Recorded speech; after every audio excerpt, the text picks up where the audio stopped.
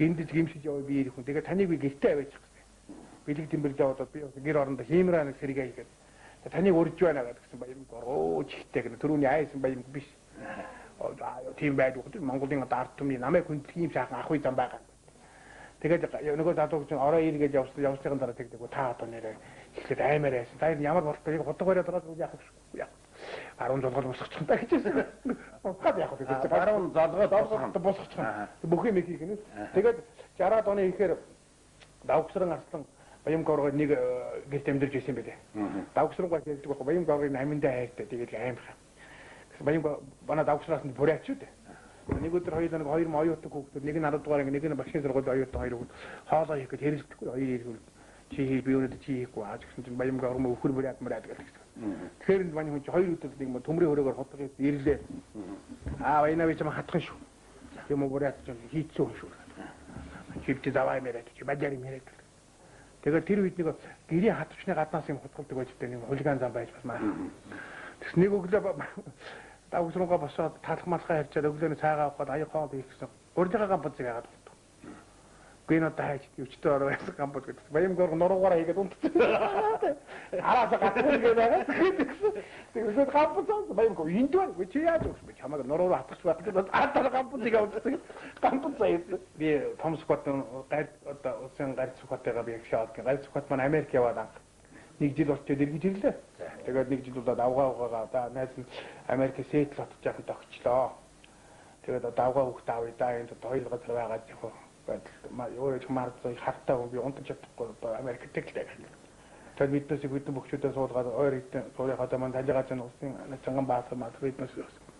Тэгсэн чинь ерөөсөө авгаагаа нөгөө сараа гэдэг манай волейбол спортын сараа гэж хэлдэг юм биднээс энд Балжимроо миний ятуухан энэ сонин нэр хэлээд.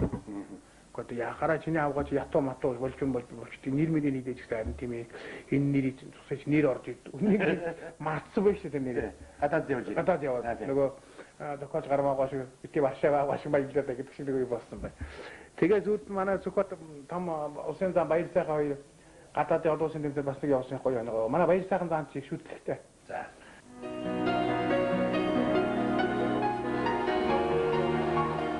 Сонгот ингээд өндөр аваад жоох юм агараа даалтанд орж чичрэхгүй гэсэн. Өө манай баяр сайхан даа зүгээр ламадан живсаач уу санжаадан живсаач уу чойдан живсаач уу гиндан живсаач уу дөрөв итгэл ус өнөөдөр нисгүй гэж ягаад сукатаас бодлоо бадаа юм болтаа.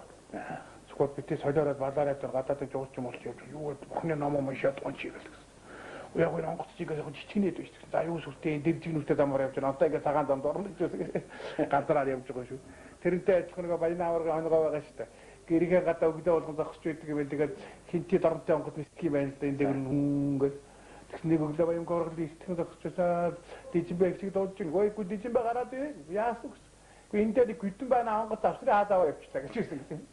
Гүдэн юу? Гүдэн одоо нэг уул юм гүүгэр байна. Онгод авсраа хаадаа явчихлаа гэж. Машин зэмд авсраа хаад авч яваад өгсдөг шүү. За. Тэр чинь онгоцыг тэрж бодож байхгүй юу манай байна. Авсраа хаад. Тийм. Баяр сайхан зам маань нэг марцсан шүү дээ. Ярих гэж. Тэгээд манай баяр сайхан чинь сэргэлэн гэсэн нэг цагдаа ингээд цаашаа дөрөв төвчөд урсгал сөрөхгүй юм аа. Тэгээд урсгал сөрөө дөнгөж ийшээ гараад урсгал руу орсон цагдаа дөнгөж эргэж гараад өгдөг. Тэгээд маань дугтдаг. Тэгээд акцерогоод нэгдүгээр төрхийн тэнд очиж баригдсан юм байна. Та ягаад акцерогч тохиол сонсохгүй гэсэн. Гү ахыг нь гар утасны онгод дуурайд болсон. Тэгээд дарагалсан баг.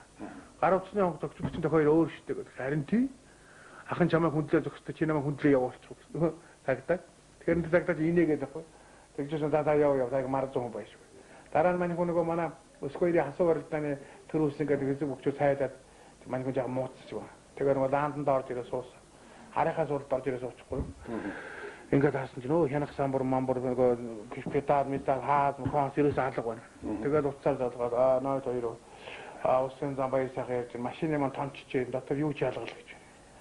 Тэгээд яахан байж өсөө иргэд одоо уучлаарай ахын арийнхаа цуудтаар сууж байгаа байна гэж үсэн. Тэгээд манай баяр сайхан тиймэрхүү тиймэрхүү марз юмуд хийдэг гэрөө.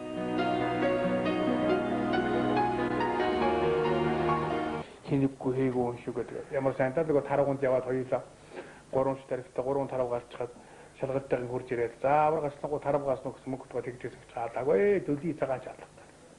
Тэгсэн нөгөө шалгалтайг за таны тэр хоёрын 69 шалгал гэдэг. манай мөнгө тоогсон мондөг гүйлгээ тооцоод тохиолдсон шүү. Хатаа нөгөө гурвынхаа нэг нь аваад 3 шид ирэхээр аргалах гэж шалгалт техник. Хат очвол 3 даргууныхаа нэг нь бариад такваад байгаа нэг тарав галаагүйгээр ирсэн шүү. Тэгсэн жиггүй шүү дээ нэг дүүрсээ халах шүү гэж байсан.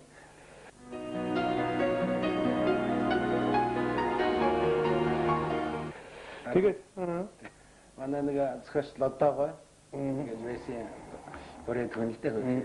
Маад тарав алаад явж ирсэн л. Тэгсэн нэг ангийнхан нэг вертолеттэй гарч ирээд тэгээд нэг аазтайгаа зогтсон байгаа юм л. Таргаа аяал зогтоо гэсэн гэж. Тэгээд нөгөө чинь баригдахгүй. Та яагаад зогтаад байсан машинтай гэсэн. Гэхдээ та нар ишээд бомбүтгэх нь байна гэж айсыг гэж. Тэрнтэй л гэсэн. Энэ манай тарвахгаас манай усын дан тэндээ шахаж их марцаг юм л тий.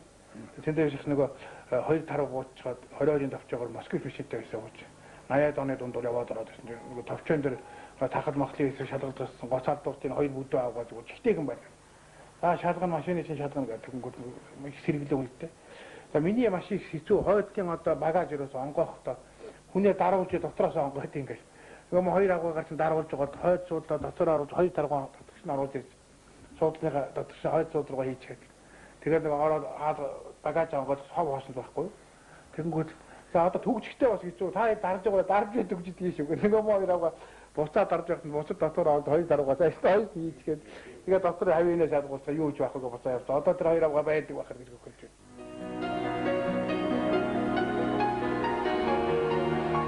Манай Монгол улсын гавьяа тамирчин бүрэгдээ гэдэг марсан багшийн дээд сургуулийг 13 жил туссан. Нөгөө бүхийн нүрээ сургаад улираагаа сургаад байдаг шүү. Нөгөө монтажтай. Нэг ангитаа аваад төгсөөд монтаж авахулж идэг тэгээд улираагаа дахиад өөр ангид очдөг ерөөсөө. Тэгсэн нөгөө манай хүн чи билет ерөөсөө хичээлийнхэн билетийг 30 гэдэн билетийг эхнээс нь авахулж чийлэлцдэг. Адилаас нь асуунууд сугуулуу шууд хийж чаддгүй. Эхнээс нь бүгд дуржимлж чийлэлцсэн. Тэгсэн чинь нөгөө шалгалтанд ороод билет сугалсан. Түүх газар хордог биеийн тамирын анги болоход. Тэгсэн авсан чинь 20 гэдгээр билет сугалсан байна. Тэгээд за билетээ хариуд өнгөд нэгээс нийтлээ.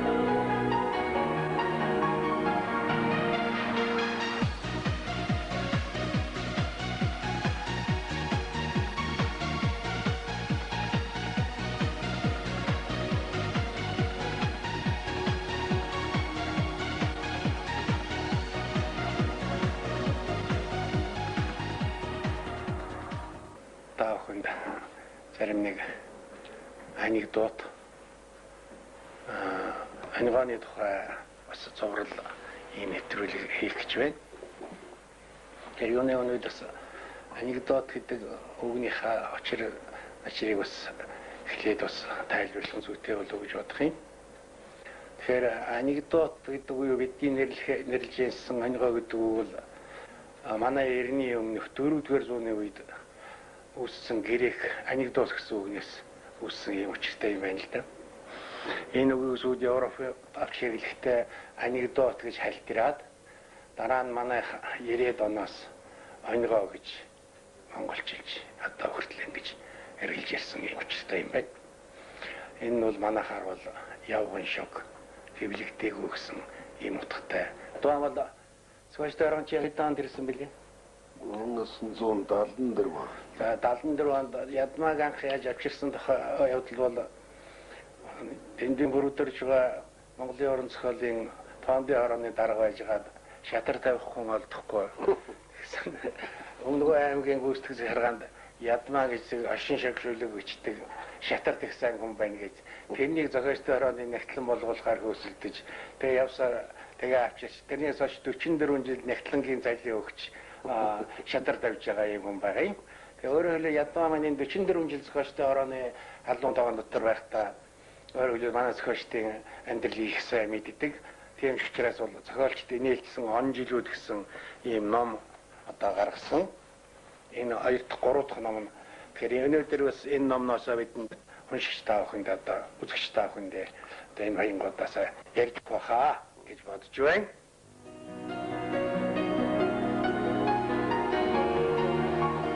Зохиолчд бол ивинээс олох одоо мэрэгэн цэцэн үгтэй тэрүүгээрээ бол алдартай болсон да.